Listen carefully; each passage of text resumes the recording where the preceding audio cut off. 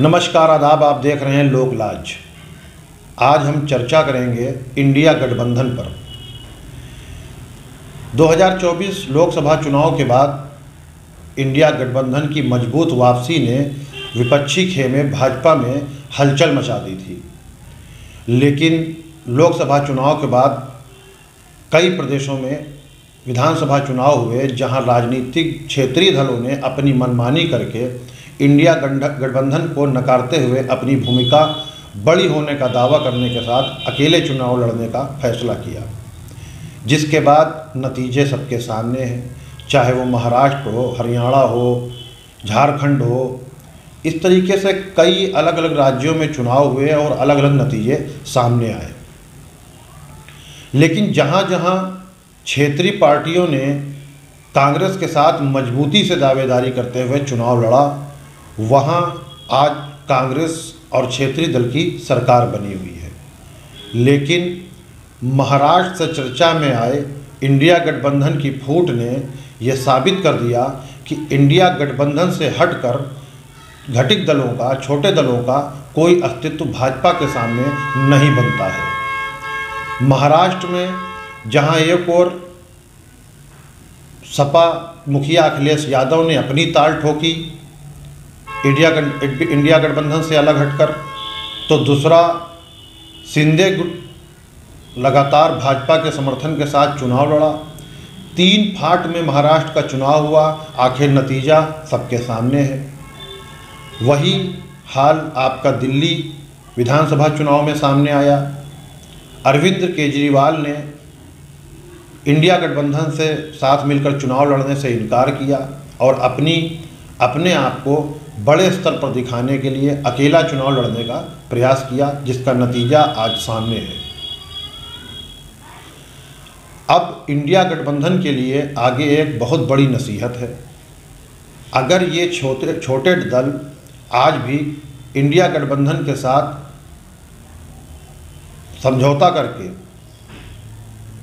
चुनाव में नहीं मैदान में आते हैं, तो आने वाले बिहार, यूपी जैसे बड़े राज्यों के चुनाव में इन छोटे दलों को भारी नुकसान हो सकता है। और नुकसान तो कांग्रेस का भी होगा, मगर कांग्रेस पहले ही कहीं सत्ता से बाहर है, न तो दिल्ली में है, न बड़े राज्यों में कहीं है।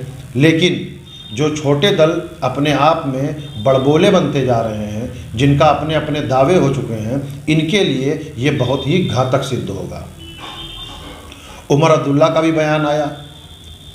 इससे पहले ही लगातार कहा जा रहा था कि एक तीसरे मोर्चे की सुगबुगाहट हो रही है, जिसमें ममता बनर्जी का नाम एक नंबर पे आ रहा था, नीतीश कुमार का नाम आ रहा था, अखिलेश यादव का नाम आ रहा था, अरविंद केजरीवाल का नाम आ रहा था। ये कुछ नेता अपने आप को बड़ा साबित करने के लिए नए मोर्चे के गठन की ओर इशारा कर रहे थे। लेकिन जो ये चुनाव लगातार अभी कई राज्यों में हुए, उससे एक चीज़ तो निकलकर बिल्कुल सामने आ गई है कि ये छोटे घटक दल चाहे जितने बड़े हो जाएं, लेकिन राष्ट्रीय पार्टी का मुकाबला करने की इनके अंदर क्षमता आज भी नहीं है। दिल्ली चुनाव में जिस तरह कांग्रेस ने हार कर केजरीवाल को हराया है, ये भी केजरीवाल की नादानी है।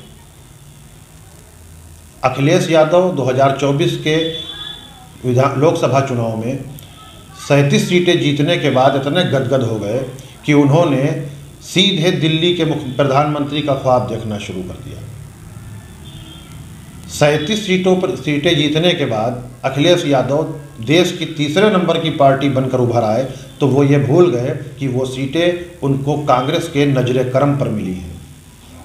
और यूपी की जनता ने संविधान खतरे में है के नारे को सराहा और कांग्रेस का साथ दिया, जिसमें जहाँ जहाँ सपा प्रत्याशी लड़ रहे थे, वहाँ अच्छी जीत दर्ज कराई गई। कांग्रेस भी अच्छी सीटों के साथ यूपी में सामने आई। उससे अखिलेश यादव के हौसले बहुत बुलंद हो गए थे। यही हाल अरविंद केजरीवाल का रहा। दिल्ली में अन्ना हजारे के आंदोलन के बाद जन्मी आम आदमी पार्टी ने दिल्ली से कांग्रेस और भाजपा का सुपड़ा साफ कर दिया था, जिसके बाद अरविंद केजरीवाल दिल्ली से निकलकर गुजरात, पंजाब जैसे राज्यों में चुनाव लड़े और नई पार्टी होने के नाते गुजरात में गुजरात में कुछ विधायक भी जीते और पंजाब में तो आम आदमी पार्टी की सरकार बन गई। पंजाब में सरकार बनने के बाद अरविंद केजरीवाल जैसे ज़मीन पर पैर नहीं रख पा रहे थे।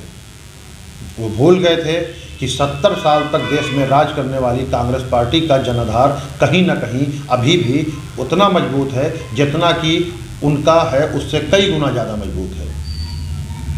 इसीलिए इंडिया गठबंधन में कांग्रेस की अनदेखी और कांग्रेस से जिद बहस कहीं ना कहीं घटित दलों को बहुत भारी पड़ती दिखाई दे रही है। अब देखना ये है कि आने वाले बिहार चुनाव में और उत्तर प्रदेश चुनाव में इंडिया गठबंधन मजबूती के साथ चुनाव लड़ता है या इसी तरीके से सर फुटौवर की हालत में दोनों राज्य भाजपा के हाथ में चले जाएंगे। ऐसी ही वीडियो देखने के लिए हमारे साथ जुड़े रहें, हमारे चैनल को लाइक करें, सब्सक्राइब करें। धन्यवाद।